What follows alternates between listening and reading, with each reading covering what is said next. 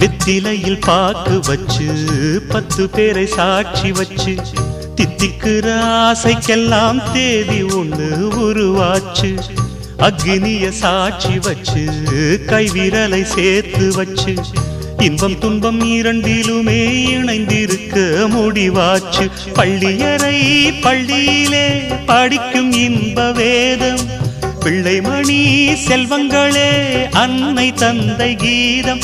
இது பழங்கால பாதை, ஒரு சுக வாழ்வின் கீதை.